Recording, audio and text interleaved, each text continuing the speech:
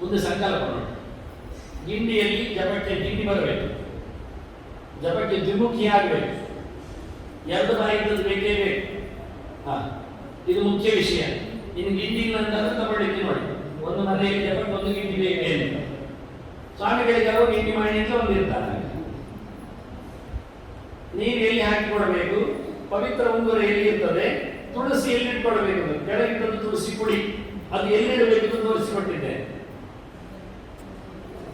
ಮಧ್ಯ ಬೆರಳು ಮತ್ತೆ ತೋರು ಬೆರಳು ನಡುವೆಯಲ್ಲಿ ತುಳಸಿ ಸಿಕ್ಕಿಸಿಕೊಳ್ಳಿಕ್ಕೆ, ಆ ನಂತರ ಕೈಯ ಮಧ್ಯಕ್ಕೆ ನೀರು ಹಾಕೊಳ್ಳಿಕ್ಕೆ, ಜಪ ಮಾಡ್ತೇನೆ ಅಂತ ಸಂಕಲ್ಪ ಮಾಡಲಿಕ್ಕೆ, ಬಾಯಿಯಲ್ಲಿ ಹೇಳಲಿಕ್ಕೆ, ಕ್ರಿಯೆಯಲ್ಲಿ ಮಾಡಲಿಕ್ಕೆ, ಮನಸ್ಸಿನಲ್ಲಿ ಒಪ್ಪಲಿಕ್ಕೆ. 3 ಪ್ರಕಾರದಲ್ಲಿ ಸಂಕಲ್ಪ. ಸಂಕಲ್ಪದಲ್ಲಿ ನೀರು ಎಲ್ಲಿ ಹೋಗ್ಲಿಕ್ಕೆ ಕೇಳಿದ್ರೆ ಅದಕ್ಕೆ ಬೆರಳಿನಲ್ಲಿರುವ ತೀರ್ಥಗಳನ್ನು ಗುರುತಿಸಿದ್ದೇನೆ. ಬೆರಳ ತುದಿಯಲ್ಲಿದ್ದರೆ ದೇವತೀರ್ಥ, ಹೆಬ್ಬೆರಳ ಪಕ್ಕದಲ್ಲಿ ಹೋಗಿ ಪಿತೃತೀರ್ಥ, ಇನ್ನು ಕಿರುಬೆರಳ ಪಕ್ಕದಲ್ಲಿ ಇದ್ದರೆ ಋಷಿ ತೀರ್ಥ, ಇನ್ನು ಕೈಯ ಬುಡದಲ್ಲಿ ಬಿದ್ದರೆ ಬ್ರಹ್ಮತೀರ್ಥ, ಕೈಯ ನಡುವೆ ಇದ್ದ ಅಗ್ನಿತೀರ್ಥ. ಅದನ್ನ ಅಗ್ನಿತೀರ್ಥಕ್ಕೆ ಅಗ್ನಿವೇ ದೇವಾನ ಅಗ್ನಿತೀರ್ಥಕ್ಕೆ ಹಾಕಿದ ನೀರು ಕೈಯ ಬುಡ ತುದಿಯಲ್ಲಿ ಬೆರಳ ತುದಿಯಲ್ಲಿ ಹೋಗಿ ಸೇರಬೇಕು. ಆದ್ರೆ ನಾವೊಂದೊಮ್ಮೆ ಹೀಗೆ ಬಿಟ್ಟರೆ ಋಷಿಗಳಿಗೆ ಹೋಗ್ತದೆ, ಹೀಗೆ ಇಳಿಸಿದ್ರೆ ಪಿತೃಗಳಿಗೆ ಆಗ್ತದೆ, ಹೀಗೆ ಇಳಿಬಾರದು ಕೆಳಗೆ, ಮತ್ತೆ ಸೀದಾ ತುದಿಯಲ್ಲಿ ಹೋಗಬೇಕು. ಕೆಲವರು ಹಾಕಿಕೊಂಡು ಜಪಮಾಂಗ ಋಷಿ ಹೀಗೆ ಮಾಡಿ ಹೋಗ್ತಾರೆ, ನೀರನ್ನು ಕೆಳಗೆ ಬಿಸಾಡುದು, ಯಾಕಂದ್ರೆ ಹೋಗುದಿಲ್ಲ ಕೆಳಗೆ. ಅದರಿಂದ ಸ್ಲೈಡ್ ಆಗಿ ಕೈಯಲ್ಲಿ ನಿಂತ್ಕೊಳ್ಳಿ, ಜಪ ಮಾಡ್ತೇನೆ ನೀರಾಗಿ ಕೆಳಗೆ ಹೋಗ್ತದಲ್ಲ, ಎಲ್ಲಿ ಹೋಗ್ಬೇಕು ಅಂತ ತೋರಿಸಿಕೊಟ್ಟಿದ್ದೇನೆ. ಇದು ಪಂಚತೀರ್ಥಗಳು ಪ್ರತಿಯೊಬ್ಬರ ಕೈಯಲ್ಲಿ ಇರತಕ್ಕ ಲಕ್ಷಣಗಳು. ಇದು ಸ್ಲೈಡ್ ಅಲ್ಲಿ ತೋರಿಸೋದ್ರೆ ಏನಾಗುತ್ತೆ ಅಂದ್ರೆ ಪಿಕ್ಚರಾಗಿ ಉಳಿತದೆ, ಹೇಗೆ ಉಂಟು ಅಂತ ಅರ್ಥ ಆಗ್ತದೆ. ಬಾಯಲ್ಲಿ ಹೇಳುವುದಕ್ಕಿಂತ ಹೆಚ್ಚು ಇದು ವಿಧಾನಗಳು. ಅಂದ್ರೆ ತುಂಬಾ ಒಳ್ಳೆ ಖುಷಿಯಲ್ಲಿ ಪ್ರಾಜೆಕ್ಟ್ ಅಲ್ಲಿ ಮಾಡಿ ನಾನು ಹೇಳಿದೆ ತೋರಿಸ್ತೇನೆ, ಸ್ಲೈಡ್ಸ್ ಆಯ್ತು, ಒಂದು ಪ್ರಾಜೆಕ್ಟ್ ರೆಡಿ ಮಾಡಿ ಕೊಟ್ಟದ್ದಕ್ಕೆ ಅನುಕೂಲ ಆಯ್ತು. ನೋಡ್ಲಿಕ್ಕೆ ಒಂದು 2 ಗಂಟೆ ಅರ್ಜಿ ಕೊಡ್ಲಿಕ್ಕೆ ಉಂಟು, ಎಲ್ಲರೂ ಕೊಡ್ಲಿಕ್ಕೆ ಅಲ್ಲಿ ಏನು ಸಮಸ್ಯೆ ಇಲ್ಲ. ಹೆಂಗಸರಿಗೆ ಕೊಡ್ಬೋದಲ್ಲ, ಮತ್ತೆ ಕೃಷ್ಣಾಷ್ಟಮಿ ಅವರಿಗೆ ಕೊಡುವುದಿಲ್ಲ, ಕೊಡುದೇ ದಿನ ಸೂರ್ಯ ಅರ್ಕೆ ಮತ್ತು ಬಿಂದು ಬಂದ ಬಳಿಕ ಹಾಗೆ ಹೇಳಿದಾಗ ಇಷ್ಟು ಪ್ರೋಸೆಸ್ ಉಂಟಲ್ಲ, ಅದೆಲ್ಲ ದಬ್ಬೆ ಬೈದು ಹಾಕೊಳ್ಳಿ ಕೊಟ್ಟು ಮಾಡ್ತೇವೆ. ಹೆಂಗಸರು ಹಾಕಲಿ ಉಂಟು, ಬೆರಳಿಗೆ ಅವರಿಗೆ ಉಂಟಲ್ಲ, ಈಗ ಯಾರು ಕೇಳು ನಾವು ಬೈದು ಹಾಕೋದು ಬೆರಳಿಗೆ ಹಾಕೋದು ಎಂತದ್ದು ಇಲ್ಲದಿದ್ದ ಸಮಸ್ಯೆ. ಏನು ಸಮಸ್ಯೆ ಇಲ್ಲ. ಮತ್ತೆ ಋಷಿಪಂಚಮಿ ಅಥವಾ ಪುಣ್ಯ ಕರ್ಮಗಳಿಗೆಲ್ಲ ಕೊಡುವುದಿಲ್ಲ. ಹಿಂದೆಲ್ಲ ಪುರೋಹಿತರು ಏನು ಕರ್ಮಗಳಾಗುವ ಸಂಧಿಶಾಂತಿ ಆಗಲಿ ಅಥವಾ ಬೇರೆ ಕರ್ಮ ಆಗಲಿ ಎರಡೆರಡು ಪವಿತ್ರ ಕೊಡುದು. ಒಂದು ಹೆಂಡತಿಗೆ ಒಂದು ಅವರೇ ಕೊಡುವುದಿಲ್ಲ, ಗಂಡನ ಕೈಯಲ್ಲಿ 2 ಕೊಡುದು, ಯಜಮಾನ ಕೈಯಲ್ಲಿ. ಯಜಮಾನ ಅವಳಿಗೆ ಒಂದು ಕೊಡ್ಲಿಕ್ಕೆ ಈಗ ಎಲ್ಲಿ ಕೊಡ್ತಾರೆ ಎಂದು ಗೊತ್ತಿಲ್ಲ, ಇಲ್ವಾ? ಕೊಡಿಸ್ಬೇಕು. ಹೆಂಗಸರು ಕೇಳುದಿಲ್ಲ ಕಾಣ್ತದೆ, ಅವ್ರಿಗೆ ಗೊತ್ತೇ ಇಲ್ಲ ಬಾಬು, ಅವರಿಗೆ ಅದೇ ಅವರೇ ಕೇಳುದಿಲ್ಲ, ಅವ್ರಿಗೆ ನಾನು ಮಾಡುದಿಲ್ಲ.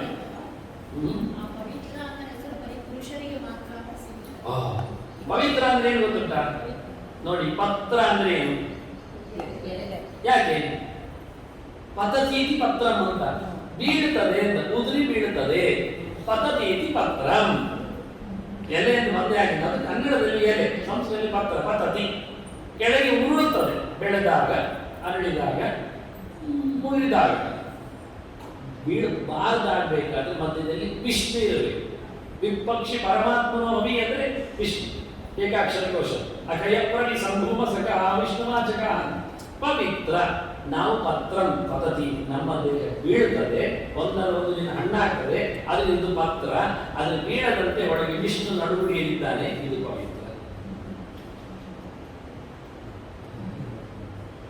ಅದು ಹೇಗಾಯ್ತು ಅಂದ್ರೆ ದರ್ಬೆಯಲ್ಲಿ ತುದಿಯಲ್ಲಿ ಬ್ರಹ್ಮ ಇದ್ದಾನೆ, ನಡುವೆ ನಾರಾಯಣ ಇದ್ದಾನೆ, ಬುಡದಲ್ಲಿ ಬ್ರಹ್ಮ ಇದ್ದಾನೆ, ಮೇಲೆ ಶಂಕರ ಇದ್ದಾನೆ, 2 ದೇವತೆಗಳಿದ್ದಾರೆ, ಅದು ಒಪ್ಪಿದ್ದೇನೆ. ಆ 2 ದೇವತೆಗಳು ಬರುವುದು ಯಾವಾಗ? ದೇವರು ಮಧ್ಯದಲ್ಲಿದ್ದಾಗ. ಅದಕ್ಕೆ ದರ್ಭ ಮತ್ತೆ ಜನಾರ್ದನ ಅಂತ, ಸಾಯದಂತೆ ಇರುವವನು ಜನನಾರ್ದನ ಅಲ್ಲಿದ್ದಾನವ. ಹಾಗಾಗಿ ಪವಿತ್ರ ಆಗುವುದಕ್ಕೆ ಅರ್ಥ ಇರಿ. ಅರ್ಗೆ ಕೊಡ್ಲಿಕ್ಕೆ ಉಂಟು. ಅರ್ಗೆ ಕೊಡುವಾಗ ತಟ್ಟೆ ಎಲ್ಲಿರ್ತದೆ ಅಂತ ನೋಡಿ. ಒಂದೊಮ್ಮೆ ನದಿಯಲ್ಲಿ ಸರೋವರದಲ್ಲಿ ಕೊಡದಿದ್ರೆ ಅಲ್ಲಿ ಅದು ಎತ್ತಿ ಕೊಟ್ಟರೆ ಆಯ್ತು ಸುಲಭ. ಅಲ್ಲದೆ ಇದ್ರೆ ಮನೆಯಲ್ಲಿ ಆದ್ರೆ ಕೌಳಿಗೆ ಇಡಬೇಕಾದ ಜಾಗ, ಹೆಬ್ಬೆರಳು ಮತ್ತೆ ತೋರು ಬೆರಳ ಎಳೆಯಲ್ಲಿ ಇರ್ತದೆ, ಬಲಗೈ ಫ್ರೀ ಇರ್ತದೆ, ನೀರು ತುಂಬಿಸಿಕೊಳ್ತದೆ, ಬಲಗೈಯಲ್ಲಿ ತುಳಸಿ ಇರ್ತದೆ, ದರ್ಬೆ ಇರ್ತದೆ, ಕೆಳಗೆ ಬಿಡ್ಲಿಕ್ಕೆ ನೀರು ತುಂಬಿಸುವುದು, ಬಗ್ಗಿಸಿ ಕೆಳಗೆ ಬಿಡ್ಲಿಕ್ಕೆ. ಅದಕ್ಕೆ ಅದು ಹೆಬ್ಬೆರಳು ದೂರ ಉಂಟು, ಕಾಣ್ತದ? ಯಾಕೆ ಗೊತ್ತುಂಟ? ಹೆಬ್ಬೆರಳು ತಾಗಿಸಿ ಹಾಕಿ ಕೊಡ್ತಾರೆ. ನೀರು ಹಿಡಿಬೇಕು ಅಂತ ಕೈಯಲ್ಲಿ ಗಟ್ಟಿಯಾಗಿ ಇಟ್ಕೊಳ್ತಾರೆ, ಬೊಗಸೆ ಮಾಡಿದಾಗೆ. ಹಾಗೆ ಹೆಬ್ಬೆರಳು ತಾಗಿದ್ರೆ ತರ್ಜನಿ ಅಂಗುಷ್ಟ ಸಂಯುಕ್ತ ರಾಕ್ಷಸಿ ಮುದ್ರಿಕಾ ಮತ ಅಂತ, ಅದು ರಾಕ್ಷಸ ಮುದ್ರೆ ಅಂತ. ಎಲ್ಲ ಸ್ವಲ್ಪವೇ ಡಿಫರೆನ್ಸ್ಗಳೆಲ್ಲ, ಚೂರೇ ಬಹಳ ಕಷ್ಟ ಆಗುವುದಾಗಿದೆ. ಆದ್ರಿಂದ ಬೆರಳು ತಾಗಬಾರದು, ಹೆಬ್ಬೆರಳು ತೋರು ಬೆರಳು ತಾಗದಂತೆ ಕಲಶದಿಂದ ನೀರು ಬಗ್ಗಿಸಿ ನೆಲಕ್ಕೆ ಕೊಡಲಿಕ್ಕೆ. ನಾವು ಇಷ್ಟು ಸಮಯ ಕೊಡ್ತಾ ಇದ್ದೇವೆ, ಎಂತ ಪವರೇ ಇಲ್ಲ ಹೇಳಿದ್ರೆ ನಾವು ಮಾಡುವ ಅನ್ಯಾಯದಿಂದ ಆಗುವುದೇ ಇಲ್ಲ, ಕಷ್ಟ ಆಗಿದೆ. ಆದ್ರಿಂದ ಅರ್ಥ ಮಾಡಿಕೊಂಡು ನಾವು ಸುಲಭವಾಗಿರ್ತದೆ.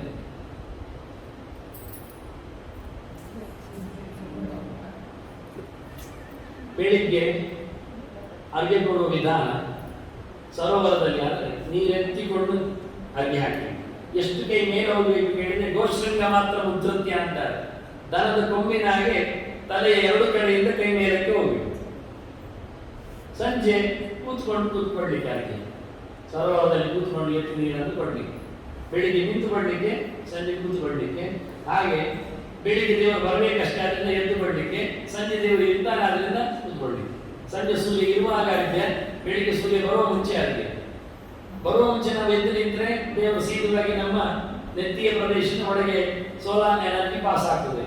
ದೇವರು ಬರುವಾಗ ನಾವು ಹೇಳದಿದ್ರೆ ಬೆಡ್ರೂಮ್ ಅಲ್ಲಿ ಗಮ್ಮತ್ತಲ್ಲಿ ಬೆಡ್ಶೀಟ್ ಹಾಕೊಂಡು ಮಲಗಿದ್ರೆ ಅವನೇ ಹುಡುಕಿಕೊಂಡು ಹೋಗುದಿಲ್ಲ. ಬೆಡ್ರೂಮ್ ಮೇಲೆ ಇಟ್ಟು ಹಾಸಿಗೆ ಹೇಳಿದ್ದಾರೆ ಯಾವ ದೇವರು ಬರೋದೇ ಇಲ್ಲ. ರೇಸಸ್ ಪಾಸ್ ಆಗುದು ಯಾವಾಗ ಅಂದ್ರೆ ನಾವು ಎಚ್ಚರ ಇದ್ದಾಗ ಮಾತ್ರ. ಎಚ್ಚರ ಇಲ್ಲದ ದೇವರು ಎಚ್ಚರಗೊಳಿಸುವುದಿಲ್ಲ.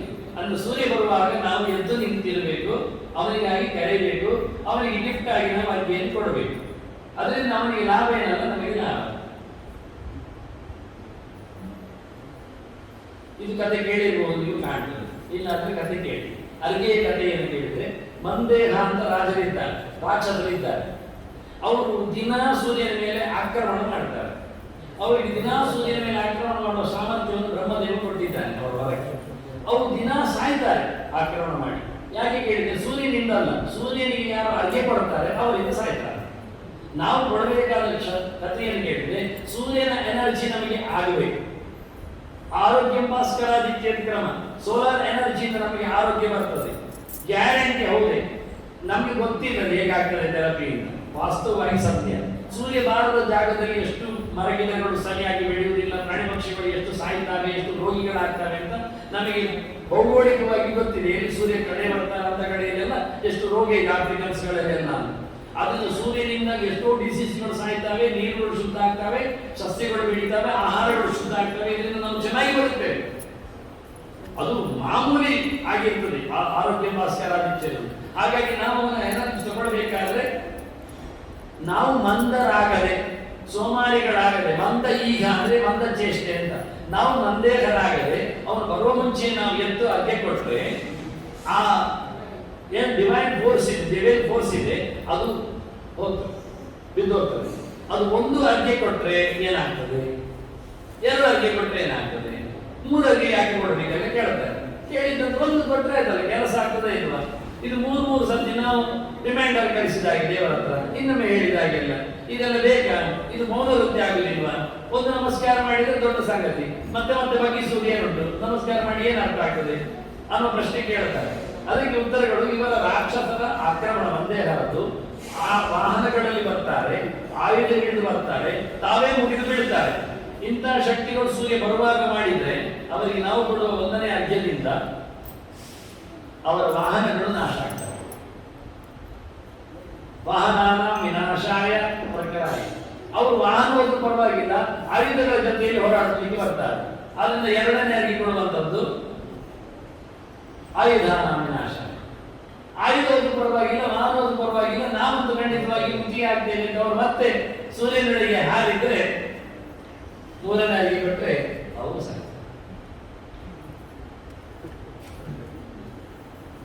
ಇದು ಪ್ರೋಸೆಸ್, ದಿನನಿತ್ಯ ನಡೆಯುವ ಕ್ರಮ. ನಾವು ಕೊಡದಿದ್ರೆ ಅವರು ಕೊಡ್ತಾರಲ್ಲ ಸ್ವಾಮಿ, ನಮಗೇನು ಕೇಳಿದ್ರೆ ಓಕೆ ನೈಸ್, ಇದಕ್ಕೇನು ಉತ್ತರ ಕೇಳಿದ್ರೆ ಹಾಗಾದ್ರೆ ನೆಕ್ಸ್ಟ್ ನೀನು ಮಂದೆ ಹಾಗೆ ರೆಡಿ ಇದ್ದಿಂದ ಅದಕ್ಕೆ ಪ್ರಮಾಣ ಡಾಕ್ಯುಮೆಂಟ್ಸ್ ಯಾರಾದ್ರೂ ಕೊಟ್ಟರು ಹೇಗಾದ್ರೂ ಆಗ್ತದಲ್ಲ, ಸೂರ್ಯನಿಗೇನು ಅಡ್ಡ ಆಗುದಿಲ್ಲಲ್ಲ, ಸೋಲಾರ್ ಎನರ್ಜಿ ಪಾಸ್ ಆಗ್ತದಲ್ಲ, ದಟ್ ಇಸ್ ಓಕೆ. ನಿನ್ನ ಬಗ್ಗೆ ಅಲ್ಲಲ್ಲ, ನೀನು ಕೊಟ್ಟಿಲ್ಲಲ್ಲ, ಆದ್ರಿಂದ ನೀನು ಮುಂದಕ್ಕೆ ನೆಕ್ಸ್ಟ್ ಮುಂದೆ ಹಾಗೆ ರೆಡಿ ಇದ್ದಿದ್ದ. ಇದು ಕಲಿಬೇಕಾದ ನಾವು ವಾಸ್ತವವಾಗಿ. ಇದನ್ನೆಲ್ಲ ಯಾರು ಜಪ ಮಾಡುವಾಗ ಹೇಳಿಕೊಡುವುದಿಲ್ಲ, ಪುಸ್ತಕದಲ್ಲಿ ದಾಖಲೆ ಮಾಡಿರ್ತಿಲ್ಲ. ಅದಕ್ಕೆ ನನ್ನ ಪುಸ್ತಕಗಳಲ್ಲಿ ಎಲ್ಲ ವಿಷಯ ಇವತ್ತಿನಿಂದ ನಾವು 20 ವರ್ಷ ಆಗಿದೆ. ಆದರೆ ಈ ಭದ್ರಾವತಿ ಬರುವಾಗ ಚೆನ್ನಾಗಿದೆ. ಉಳಿತೇರಿ ಬಂದಲ್ಲಿ ಏನು ಕೊಡ್ತೇವೆ ತಗೊಳ್ಳಿ, ಮತ್ತೆ ತಪ್ಪಣೆ ಕೊಡ್ಲಿಕ್ಕೆ ಉಂಟು ಮಾಡಿ ಕೇಶವಂತರ್ಪಯಾಮಿ, ನಾರಾಯಣಂತರ್ಪಯಾಮಿ, ಮಾಧವಂತರ್ಪಯಾಮಿ, ಗೋವಿಂದಂತರ್ಪಯಾಮಿ ಎಲ್ಲ. ಆನಂತರ 12 ತರ್ಪಣ ಅಲ್ಲ, ನಾವು ಜಪ ಮಾಡಿದ್ರೆ ಆಯ್ತು 24 ಅಕ್ಷರ ಬರಲ್ಲ, 24 ತರ್ಪಣ ಕೊಡ್ಬೇಕು. ಪುಸ್ತಕದಲ್ಲಿ ಎಲ್ಲ ಬರ್ದಾಗಿದ್ದಾರೆ.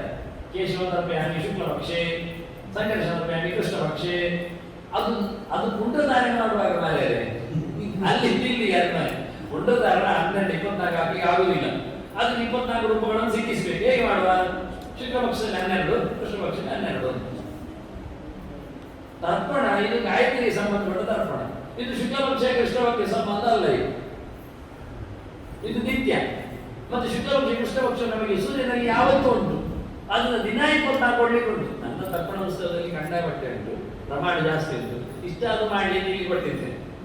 ಅಷ್ಟೊಂದು ಕೊಡ್ಲಿಕ್ಕೆ ಉಂಟು. ಇಷ್ಟು ರೂಪಗಳನ್ನು ಆಯುಧಗಳ ವಿನ್ಯಾಸ ವ್ಯತ್ಯಾಸ ಇದನ್ನು ನಾನು ಹೆಚ್ಚು ಹೇಳಿಕೊಡ್ಬೇಕಾಗಿದೆ, ಸುಲಭವಾಗಿದೆ.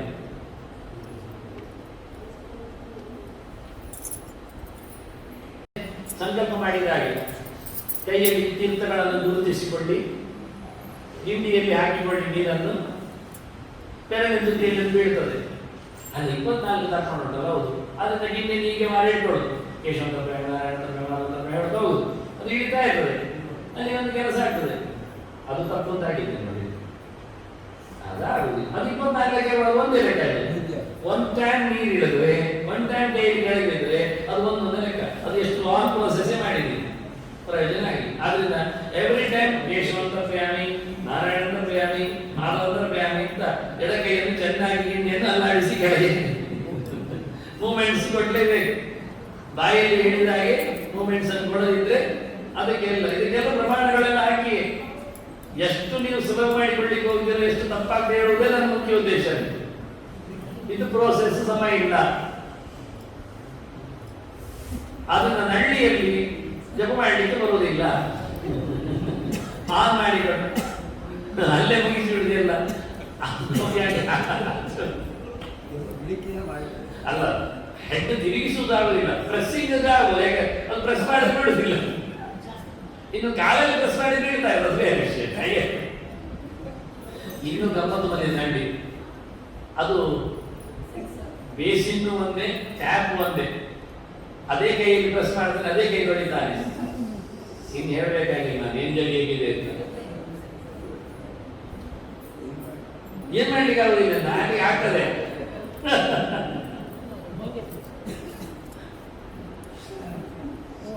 ಇನ್ನು ಆಸನ ಕೂತ್ಕೊಳ್ಬೇಕಲ್ಲ. ನಾವು ನದಿ ತೀರದಲ್ಲಿ ಇಷ್ಟು ಮಾಡಿ ಆಯ್ತಲ್ಲ, ಅರ್ಗೇನ ಮಾಡಿ ಆಯ್ತು, ತರ್ಪಣ ಕೊಟ್ಟಾಯ್ತು, ಜಪ ಮಾಡಿ ಕೂತ್ಕೊಳ್ಬೇಕು. ಕೂತ್ಕೊಳ್ಳಿಕ್ಕೆ ಆಸನ ಬೇಕು. ಏನ್ ಆಸನ ಆಗ್ಬಹುದು ಅಂತ ಇದು ಒಂದು ಪ್ರಶ್ನೆ ಇದೆ. ಕೃಷ್ಣ ಹೇಳಿದ್ದೇನು ಗೊತ್ತುಂಟ? ಚೇಲಾಜಿನ ಕುಶೋತ್ತರಂ ಅಂತ. ಚೇಲ ಬಟ್ಟೆ, ಅಜಿನ ಕೃಷ್ಣಾಜಿನ ಕುಶ ದರ್ಬೆ ಇಷ್ಟ ಹಾಕೊಂಡು ಕೂತ್ಕೊಳ್ಬೇಕು ಅಂತ ಕ್ರಮ. ಉತ್ತರೋತ್ತರ ಅಡಿಯಲ್ಲಿ ಬಟ್ಟೆ, ಅಜಿನ ದರ್ಬೆ, ಚೇಲಾಜಿನ ಕುಶೋತ್ತರಂ ಕ್ರಮ ಪ್ರಕಾರ ಕೃಷ್ಣ ಹೇಳ್ತಾನೆ.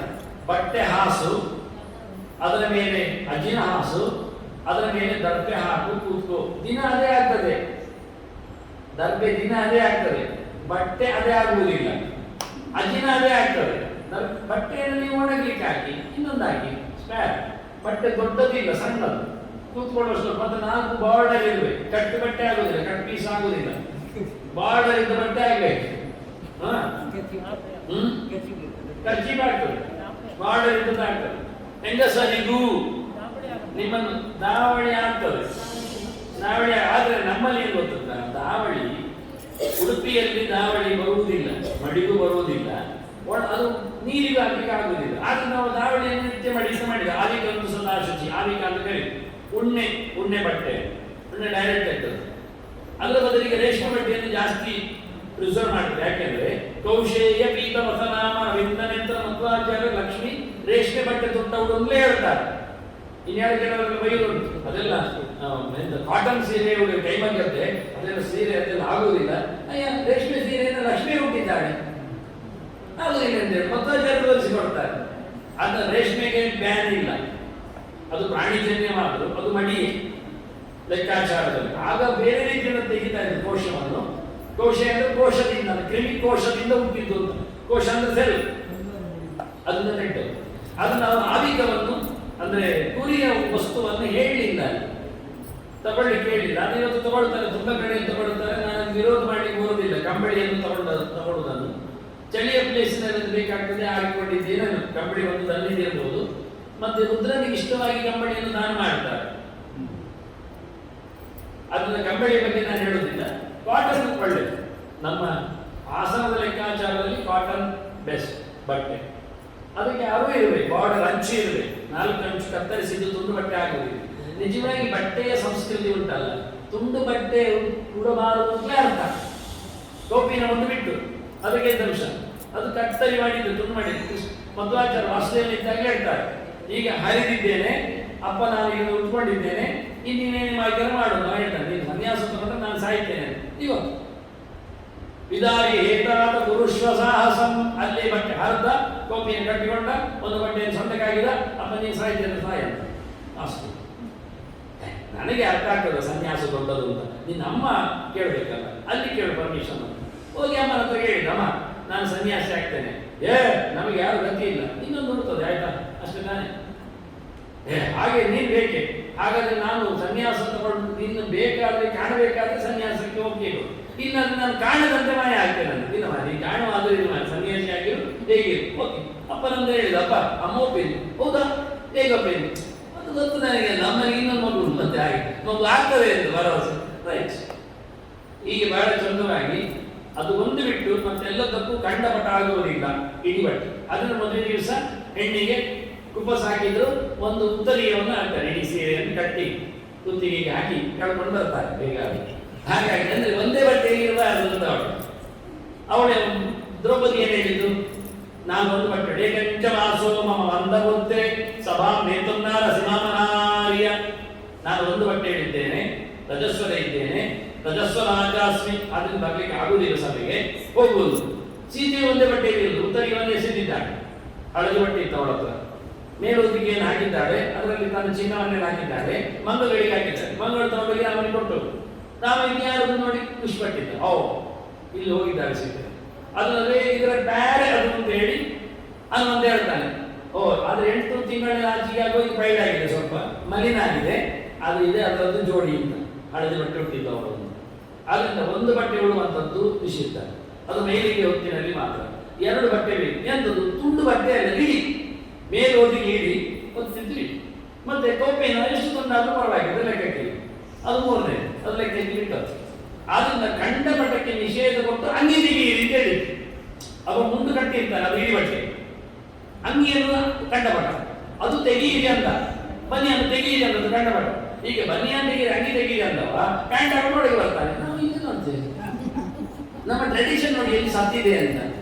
ಆ ಕಾಲದಲ್ಲಿ ದೋತ್ರ ಉಟ್ಕೊಂಡು ಬರ್ತಿದ್ದ ಇಡಿ ಬಟ್ಟೆ ಅವನದ್ದು, ಅದನ್ನು ಸೊಂಟ ತೆಗೀಲಿಕ್ಕೆ ಬರುವುದಿಲ್ಲ. ಒಳಗೆ ಮತ್ತೆ ಕಚ್ಚವೋ ಅಥವಾ ಟೋಪಿನೋ ಇರ್ತಿತ್ತು, ಓಕೆ ಆಗ್ತಿತ್ತು.